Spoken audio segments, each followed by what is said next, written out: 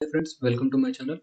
BEL Bharat electronics limited Hyderabad నుంచి మనకు ఒక నోటిఫికేషన్ అయితే రావడం జరిగింది. ఈ నోటిఫికేషన్ వచ్చేసరికి ఎవరైతే డిప్లొమా చేశారో, అలాగే ఎవరైతే ఐటీఐ చేశారో వాళ్ళకి చాలా యూజ్ అవుతుంది. ముందుగా మనం చూసుకుంటే అడ్వర్టైజ్మెంట్ నెంబర్ ఇక్కడ మీకు హైలైట్ చేయడం జరిగింది. డేటెడ్ చూసుకుంటే ఈ రోజు డేటెడ్తో మనకి నోటిఫికేషన్ అయితే రిలీజ్ అయితే అవ్వడం జరిగింది. పోస్ట్ మనం చూసుకుంటే పర్మనెంట్ బేసిస్ మీద వీళ్ళు నోటిఫికేషన్ అయితే ఇష్యూ చేయడం జరిగింది.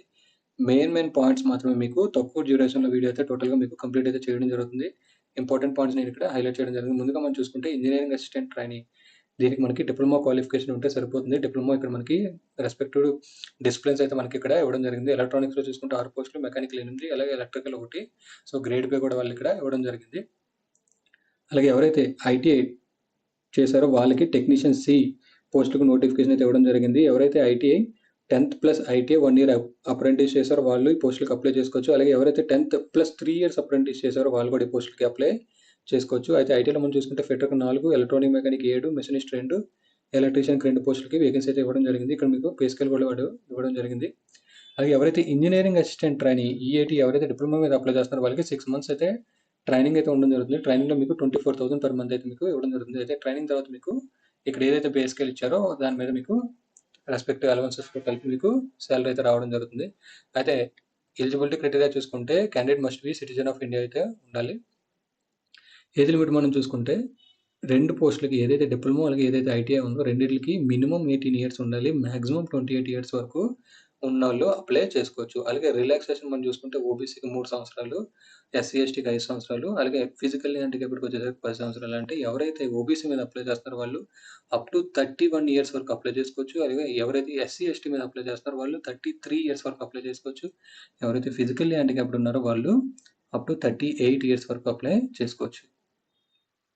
సో మెయిన్ టాపిక్స్ మాత్రం మీరు ఇక్కడ డిస్కస్ చేయడం జరుగుతుంది. ఇక్కడ ఎడ్యుకేషనల్ క్వాలిఫికేషన్ చూసుకుంటే మీకు డిప్లొమా ఏదైతే మనకి వాళ్ళకి రెస్పెక్టెడ్ బ్రాంచ్ ఏదైతే ఇచ్చారో ఆ బ్రాంచ్లో మీరు డిప్లొమా విత్ 60% పర్సెంటేజ్తో మీరు పాస్ అయి ఉండాలి. అది 60% ఎవరికంటే జనరల్, ఓబీసీ అలాగే ఈడబ్ల్యూఎస్ కేటగిరీస్.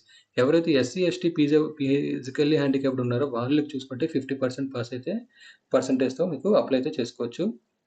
అలాగే ఎవరైతే ఐటీఐ టెక్నీషియన్ సి పోస్టులకు అప్లై చేద్దాం అనుకుంటున్నారు వాళ్ళకి ఇక్కడ చూసుకుంటే 10వ తరగతి plus ITI plus 1 year apprentice చేసుంటే మీరు ఈ పోస్టులకు అప్లై చేసుకోవచ్చు. కాకుండా ఎవరైతే 10వ తరగతి అలాగే ప్లస్ 3 సంవత్సరాలు అప్రెంటిస్ చేశారో వాళ్ళు కూడా ఈ పోస్టులకు అప్లై చేసుకోవచ్చు.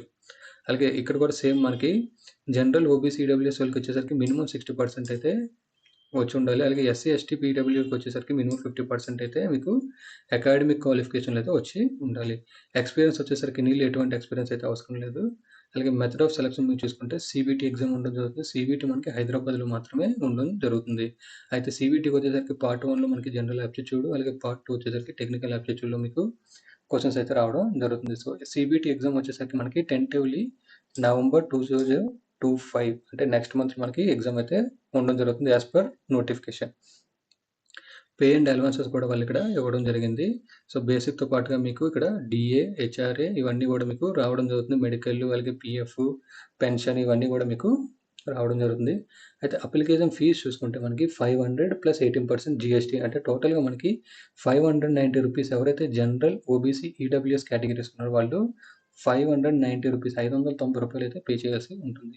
ఎవరైతే SC ST physically handicapped ex servicemen candidates ఉన్నారో వాళ్ళకి ఎటువంటి ఫీజు అయితే లేదు. సో ఒకసారి మీరు అప్లై చేసే ముందే అన్ని డీటెయిల్స్ క్రాస్ చెక్ చేసుకొని నోటిఫికేషన్లోని మీరు అప్లై అయితే చేసుకోగలరు. వన్స్ ఫీజు పే చేసిన తర్వాత మీకు అమౌంట్ అయితే రీఫండ్ రాదు. సో అది కూడా మీరు ఒకసారి చెక్ చేసుకోండి. వాళ్ళకి ఎలాగ పేమెంట్ చేయాలని కూడా వాళ్ళు ఇక్కడ క్యూఆర్ కోడ్ అయితే వాళ్ళు ఇక్కడ లింక్ మెన్షన్ చేయడం జరిగింది. హౌ టు అప్లై కూడా వాళ్ళు ఇక్కడ లింక్ అయితే మనకి ప్రొవైడ్ చేయడం జరిగింది. నేను డిస్క్రిప్షన్లో మీకు లింక్ అయితే మీకు ప్రొవైడ్ అయితే చేయడం జరుగుతుంది. ఏమైనా డౌట్స్ ఉంటే మీరు కింద కామెంట్ సెక్షన్లో కామెంట్ చేస్తే నేను మీకు రిప్లై అయితే ఇవ్వడం జరుగుతుంది. మెయిన్ పాయింట్స్ మాత్రం మేము ఇక్కడ డిస్కషన్ అయితే చేయడం జరుగుతుంది. సో లాస్ట్ డేట్ వచ్చేసరికి మనకి 29 October 2025. అప్లికేషన్ వచ్చేసరికి మనకి ఆన్లైన్ అప్లికేషన్ ఈరోజు మనకి స్టార్ట్ అయితే అవ్వడం జరిగింది. లాస్ట్ డేట్ వచ్చేసరికి 29/10/2025. సో ఇది బీఎల్కి సంబంధించిన నోటిఫికేషన్. ఈ వీడియో కనుక మీకు నచ్చినట్లయితే లైక్ చేసి షేర్ చేయండి. నా ఛానల్ ఎవరైనా సబ్స్క్రైబ్ చేసుకోకపోతే సబ్స్క్రైబ్ చేసుకోండి.